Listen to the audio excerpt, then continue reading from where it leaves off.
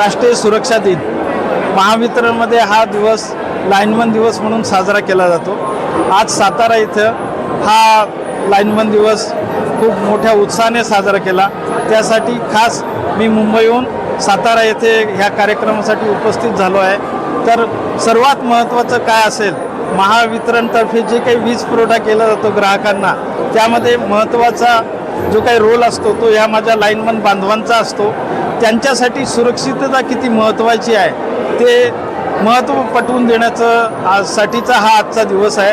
त्यासाठी मी त्यांना जे काही महावितरणतर्फे सुरक्षाचे नियम आहेत ते समजावून सांगितले आणि जर एखाद्या व्यक्तीचा मृत्यू झाला तर किती नुकसान होतं हे पण पटवून दिलं की एक व्यक्ती गेल्यामुळे 3 पिढ्यांचं नुकसान होतं। माझ्या लाईनमन बांधवांचं जे काही आयुष्य आहे जोखमीचं आहे, त्यासाठी जे काही सुरक्षेची साधनं वापरायला पाहिजेत त्यांनी ती वापरायलाच हवीत, यासाठीचा आमचा हा आग्रह होता।